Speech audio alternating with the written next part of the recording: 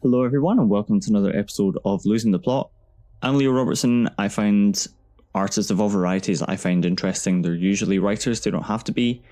And we talk about their work, we talk about life, we talk about anything and everything. We lose the plot together, hence the title of the show. As always, we start with the latest of what's going on over at Aphotic Realm. Issue number 7 is out now. It's gruesome. Who doesn't love over-the-top 80s horror films? A punk band fights off a horde of possessed fans at a local concert. A makeout session at the cemetery takes a turn for the worst.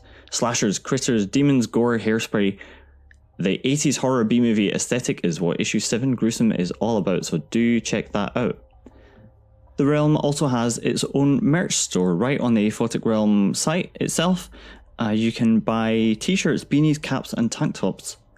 And if you check out the new Aphotic Realm Instagram, you can see yours truly sporting an Aphotic Realm t-shirt in the dark grey heather colour. I think it's great. And there's loads of cool other merch. I'm sure I will get other stuff too. And I hope you will as well. Please do check out the merch in the store. Finally, I hope you will consider supporting Aphotic Realm on Patreon. As a patron, you'll get early access to podcast episodes such as this one. You can also get digital downloads of all Aphotic books as well. So do check that out. Please consider supporting Aphotic Realm on Patreon also. I wrote this thing. I hope you like it. Let's talk about it, yeah. Let's lose track. Losing the Plot Podcast. Losing the Plot Podcast. Losing the Plot Podcast. Talking to Leo S.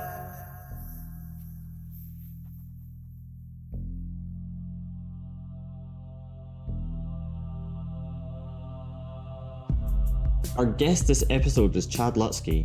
He's a dark fiction author based in Michigan. His latest book is The Pale White.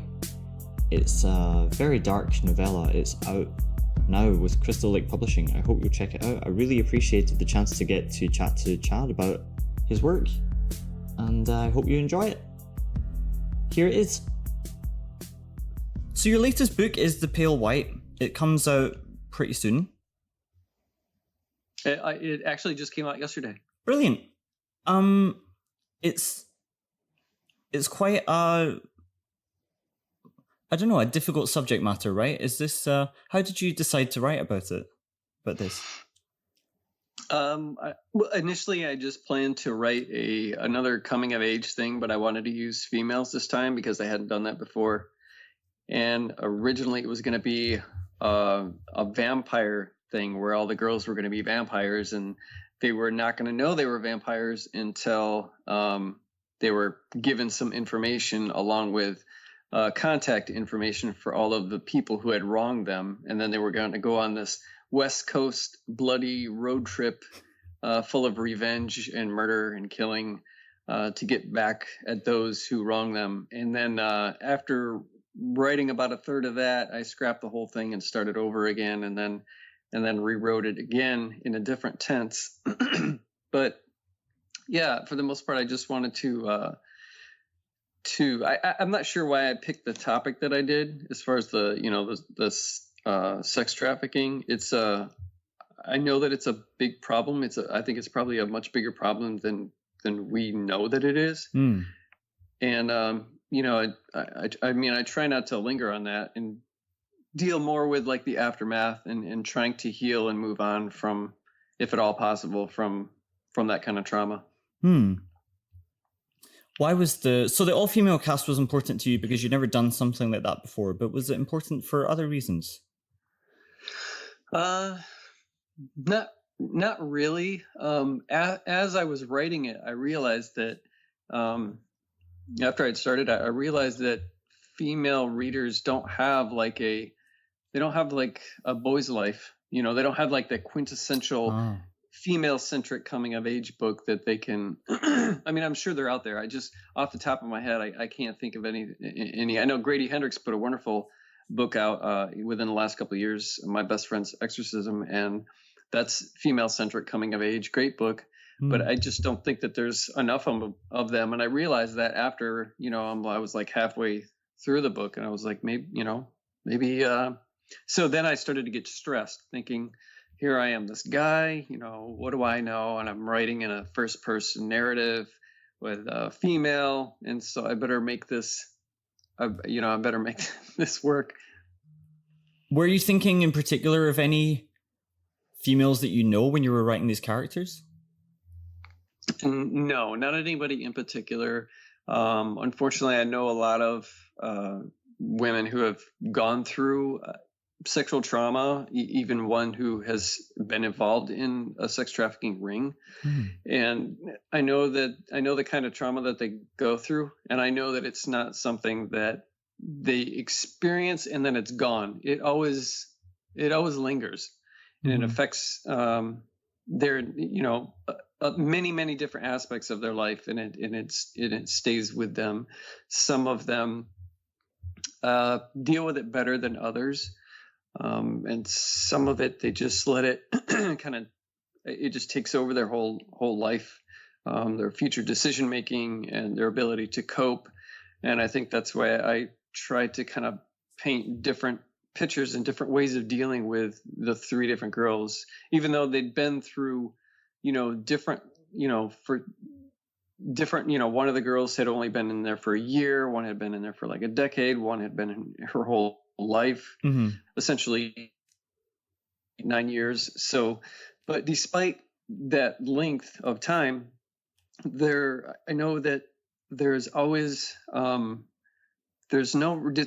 despite the sexual trauma that a girl might go through, there seems to be no real, it's all about perspective. Like one could be, for the sake of sounding kind of grim, one could be all out, raped, and then one could be, molested maybe one time or whatever. But it's all this, it causes the same amount of damage, and they have different perspectives. It's not like one deals with things better just because they haven't had this extreme. It's all extreme. And so, but again, those scars are presented in different ways. And so I just tried to, capture that the best I could without having experience, but knowing and seeing people in my life that have had to go through that and continue to try and deal with that sort of thing. I mean, I think the book displays that very well. I think the point, the point you're making is very astute, that the severity and the duration of trauma certainly affects, certainly does tell you a lot about how badly somebody's going to be affected by it, but it's also affected by things like nature and nurture, who they are as people, and their willpower, and what they're going to decide. How much they're going to decide this is going to affect them, right? Yeah. A lot of these girls, they feel a lot of shame and guilt, despite it not being their fault at all. And I think that's something that they hold on to too, and that's very, very sad. But I mean, also, like, I it's a touchy topic, but I feel like all writers are allowed to attempt anything. They're allowed to put themselves in the head of anyone. I think it's just always understood that it comes from a certain person's perspective. Do you agree with that?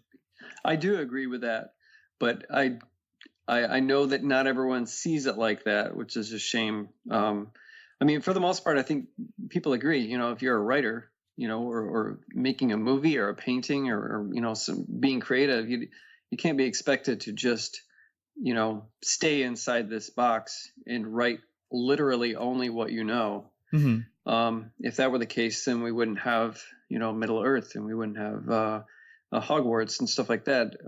So, you can't be expected to, be so limited.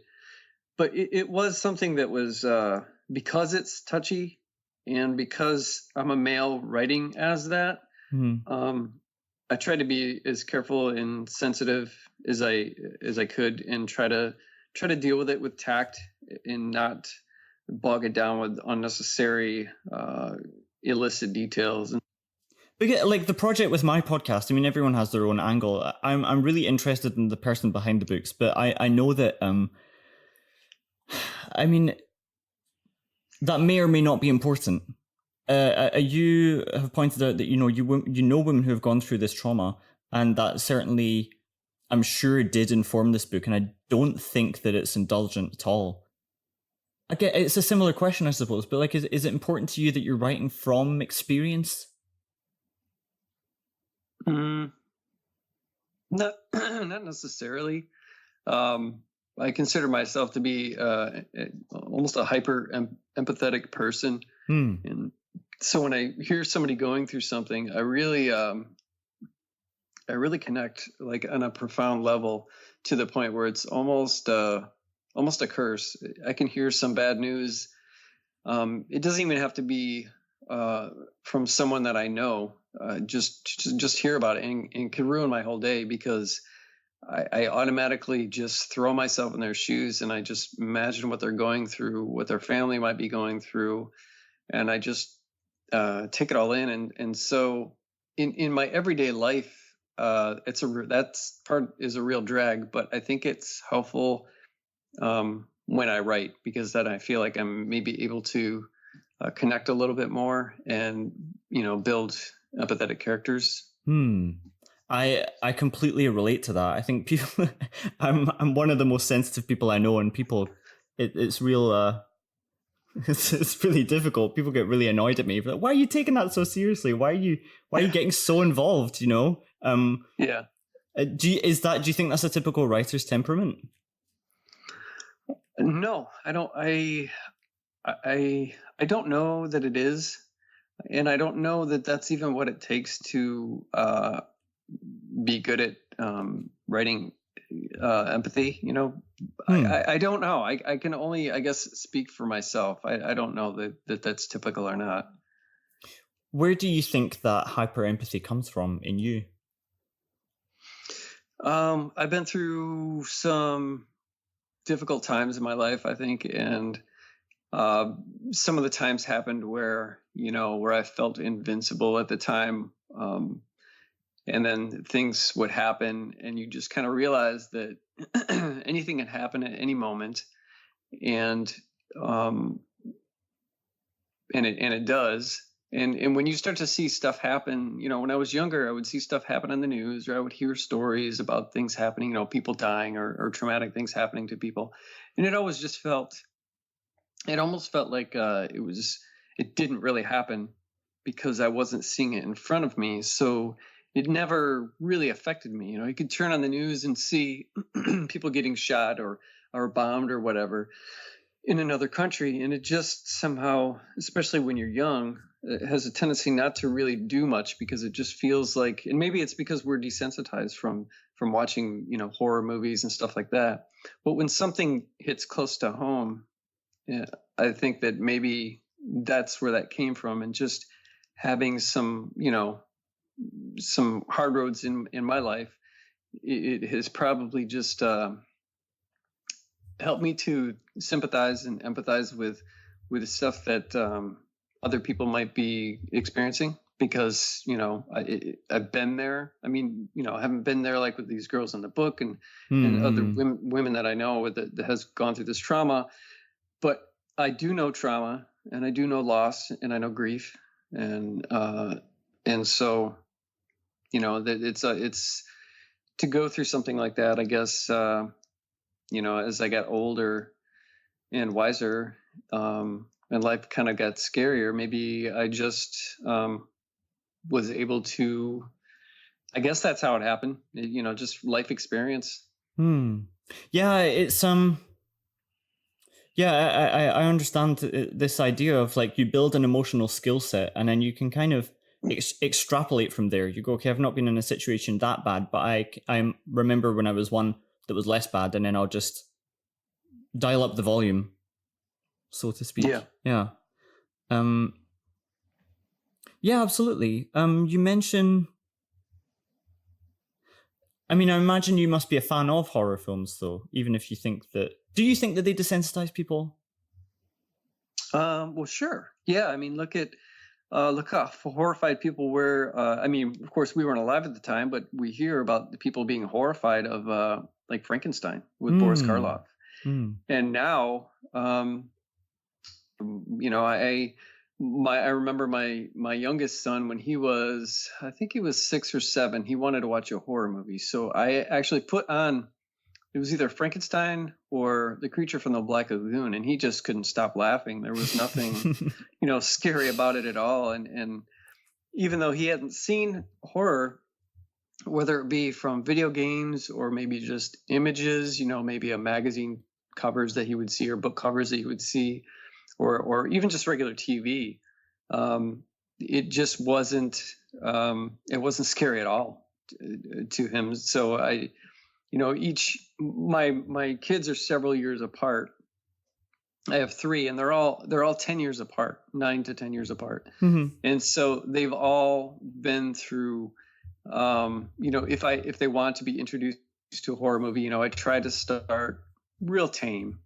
And the movies nowadays are a far cry, and probably I don't know that I would say more grittier, because Chainsaw Massacre was in the 70s, and that's about as gritty as you can get. But I think you see more of that type of gritty film, whereas Texas Chainsaw at the time was just such an outlier for the type of movie that it was. But yeah, I do think that we do get desensitized, especially or even with like jump scares. If I'm watching a movie with my youngest, who's 14, if we're watching something and it has all these typical tropes and typical jump scares that most of us have seen just to death, and it bores us, for them it's something new.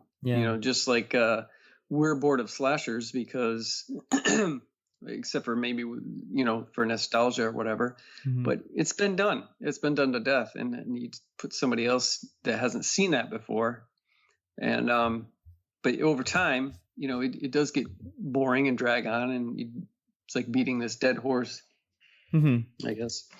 What was the So I started. I'm 30, and I started. The first scary thing I remember was an episode of the X-Files. I don't know if you know the one with Toombs, and he has the yellow eyes. Is it the yellow eyes? Is that the one where the guy squeezes through everything? Yes, exactly. So yeah, I just saw that again last week. Oh, did you? No way. Yeah. Yeah. Because I saw that when I was. I mean, it's not that scary, I don't think, but no. But I saw that when I was like 10. And then every time I saw a dark space in the house, I thought I was going to see those yellow eyes for like a year. It was creepy. You have this human being squeezing in places that are supposed to, be safe. And he's So actually, it was creepy. Oh, it's still creepy. Yeah, I haven't seen it in a while, but it's good to know. But what was the first thing that did that for you? The thing that really scared you? I think it was probably, I don't know that it was a movie as much as hearing stories from people about like ghost stories. And I wanted to see a ghost so bad, but at the same time I was scared to death of having anything like that happen to me. But I do remember seeing The Exorcist was on TV, and it was a heavily edited version. And this was probably the late 70s or early 80s, and I could not watch it. It was terrifying. I had to shut it off. But in the late 70s, there was a couple of other made-for-TV movies that had, not necessarily as a whole, but kind of had haunting images in it that stuck with me and creeped me out. But I don't know that I can pinpoint a single movie that really started it all. But when you came to writing, did you know you were going to write horror? Do you think that you do write horror? No, I mean, I call it usually dark fiction because it's arguably not horror. I unless it's a short story, I normally stay away from supernatural things or creature feature type stuff. I've been known to do that in with short stories, but in novellas, I just don't don't write, a full-length book with that kind of subject matter, more of human horror, but more just like dark fiction, I guess. I'm really interested in, that you speak about trauma and the aftermath of trauma. What does it mean to you to heal from trauma? That's a good question. I mean, obviously the scars are still always going to be there. I'm a firm believer that time does heal. I don't think that time erases, but I think that it does heal. I think that things get easier, and no matter how far away you get from the trauma, you're still going to have like bad moments. Mm-hmm. So I don't, like I said, yeah, I think that I believe that time heals, but it doesn't erase, and you're always going to really just depending on what you're going through. I mean, if we're talking about loss or like sexual trauma or witnessing something that you really wish you hadn't, those more of like a haunting thing, hopefully not disruptive to your life. But that's a really good question. I don't know if I have a great answer for it. I don't know the answer either. I think I just wanted to know your perspective, but it seems to me that I think it is a general principle that like once your life gets tough, it just kind of makes all situations tough thereafter. It's like you're kind of unfairly picked for something and you're just going to have a tougher time than other people. Plus, you have to not make that their problem. It's like all these burdens kind of compound. Yeah, I mean, we've all got our stuff that we deal with on different levels in different areas in our life, and I don't know that any one person really skates through that. I guess a lot of it is perspective and how you choose to handle it. If you want to go out and get drunk every night because you're coping, I don't know that that's going to really help your problems, maybe for a minute, but if anything, it'll probably make them worse. Yeah. I guess then that these things that come into your life probably do make you more compassionate to people because, for one, like you say, you don't know what they're going through, and perhaps they are drinking so much because of something that you don't know. And also just the notion that everyone is to some extent incredibly brave just for being alive, because these things, as you say, can come around at any time, and they absolutely do, right? Sure. Yeah. I mean, life is tough, man. How does fiction come into that? What does fiction do? What did it do for you? I think it can be therapeutic. I've written about like certain fears of mine. And initially I think I wanted to stay away from that, but I found myself writing about it instead. And I think that can be therapeutic. Just like with, if someone's painting, making a film or writing music, any kind of art like that, I think can be really helpful. And I think horror can be like that too. I think that people digest it differently. Some really revel in it, and they really get comfortable with that kind of like and there's a term for this too. The people, I don't know what it's called, but the people who like gloomy settings and rainy days and just bleak kind of atmosphere, and then there are others who they do not like anything horrifying at all, despite it being around them in real life, and I'm speaking of fiction, like they don't like to, horror films or anything like that. But I think that people who are writing horror or producing horror films and stuff like that, I think that we have a tendency to maybe find some comfort in there. And maybe that has to do with, because it's a fictional setting And so we're able to explore something that's scary but safe. Mm-hmm. We're not really going through it, and it's not going to happen.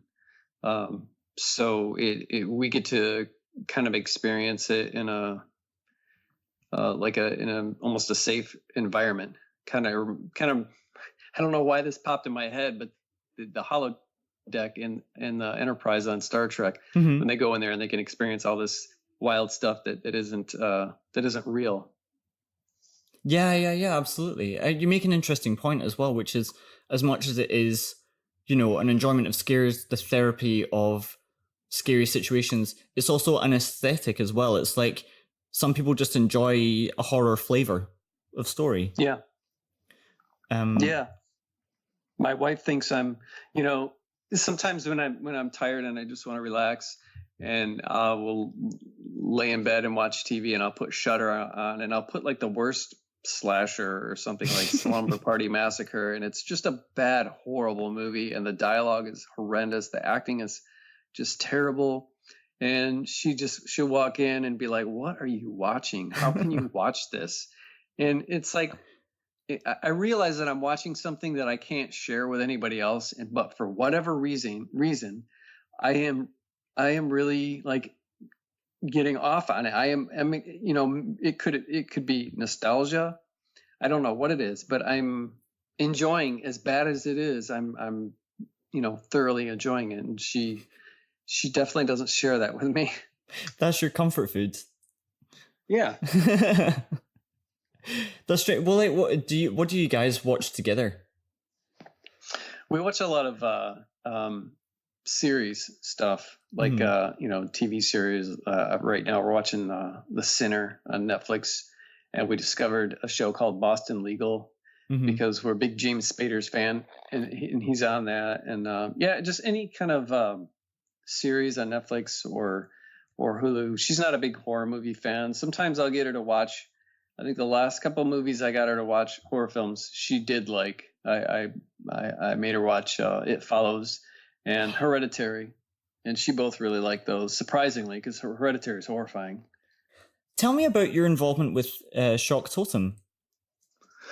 About a year and a half ago, I'm really good friends with John Bowden, who has been part of the editorial staff with Shock Totem for quite a long time, and we've become pretty much best online buddies. And then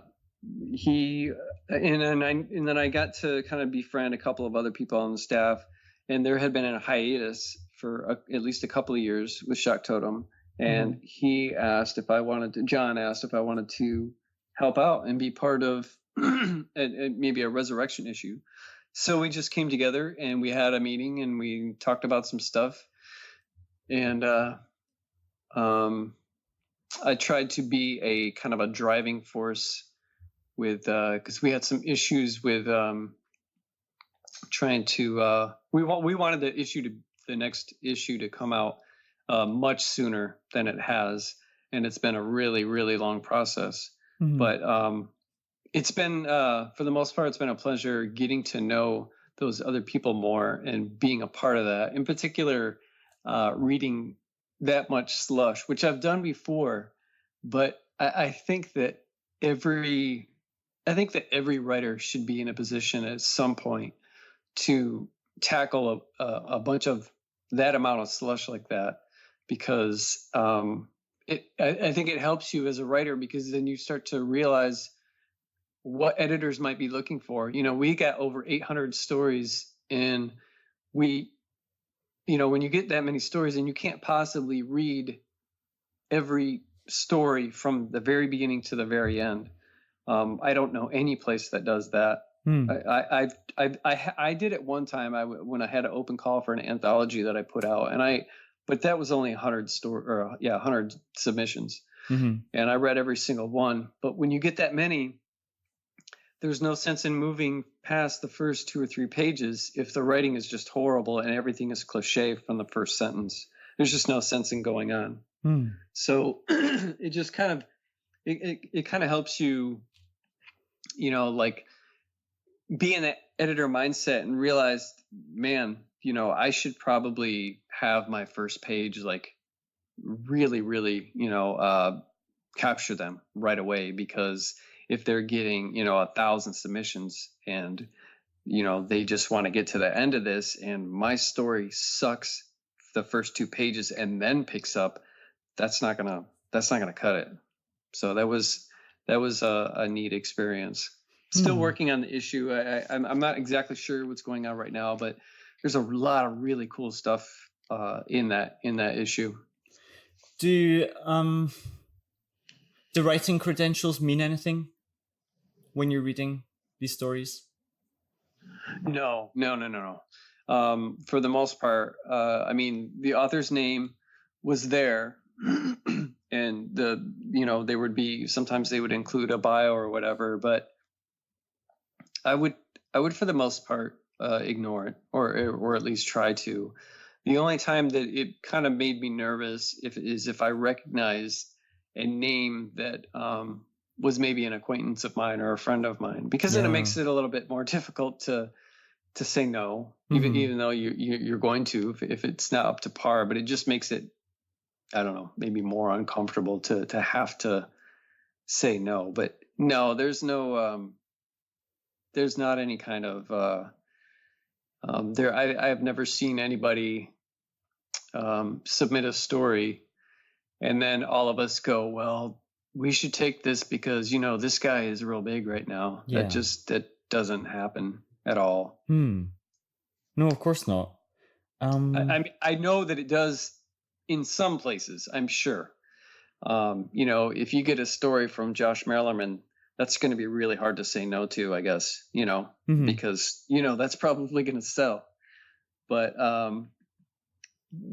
but we haven't done that. And for the most part, we've, the name is normally the last, unless it catches my eye or whatever, it's normally the last thing I look at, or even reading the bio or whatever. You just want to get to the story. Yeah. Do you solicit fiction from people in particular, or is just anyone's invited? We had, I had come up with the idea that we all solicit an author, and we talked about the ones that we were going to solicit so that we could agree. And then we had an open call, and that's where we got the 800 in. So we had, we had solicited, I can't remember how many it was, somewhere around, I think 4 or 5. And then we had the 800 stories from the open call. Matter of fact, we had to shut the window for the open call early because the response was a little overwhelming. How about with your own writing? I mean, you write short stories, you write novellas, you write novels. Do you have a favorite format? Do you have one that you're going to specialize in? What do you think? I don't have any favorite. I don't think, it just depends on the idea. Some ideas I can tell right away it's just a short story, and then other ideas I can tell it's longer. The ideas that I have that are like really long, to be honest, I've probably stayed away from and just kept them in my idea file, because I just like to, my books are relatively short, with the exception of one. They're all novellas. And I think that has to do with, I try not to have any filler, and I usually start, Pale White, for example, I could have had, 150 pages of these girls living in this house and what they go through. But I just started at the end of their time at the house and just get right into it immediately. And that's just kind of, I don't know why I do that. I maybe that's because that's how I enjoy reading. Things that just kind of happen right away, and hopefully, I don't think that every, I love Stephen King, but I'm reading It right now, and there's probably 200 pages I've read so far, at least, that probably didn't even need to really be in there. I could never write something like that and just have so much padding. And I think that especially for someone who's, Stephen King can pull it off because he's so well known and people are going to read it. But if I present somebody a 800-page book, the chances of it being read are probably not very good. Mm-hmm. Are you? So I mean, now you're at the stage where you're like living off writing your own fiction, right? If you don't mind me asking.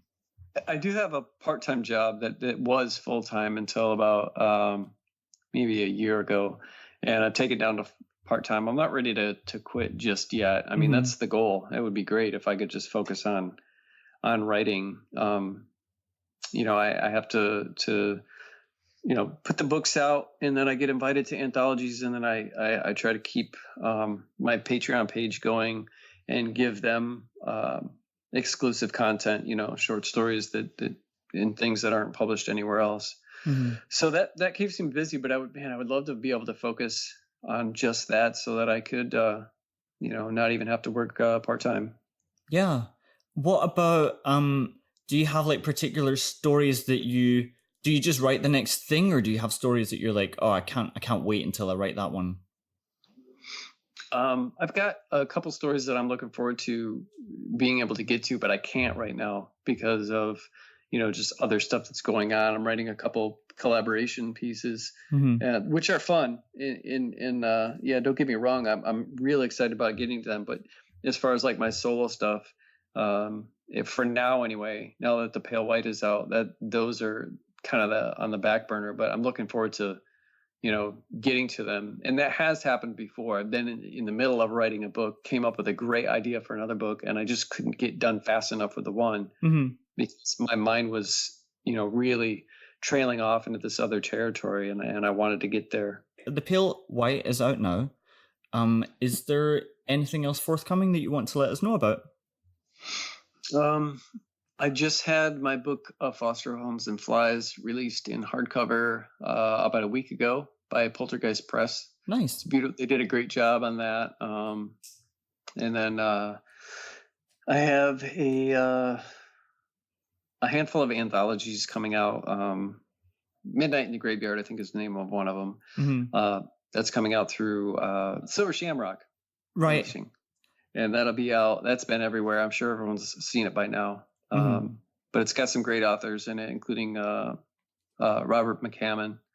And I think that's going to be, comes out in October, and I believe it's up for pre-order right now.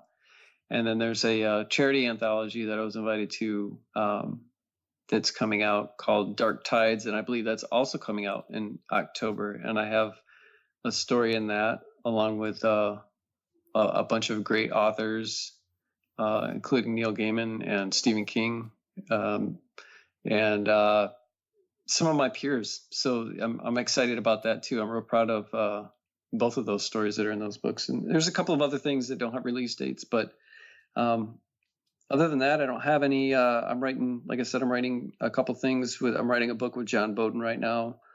We hope to have that out before the end of the year. And then I'm writing a book with John and Bob Ford that I have.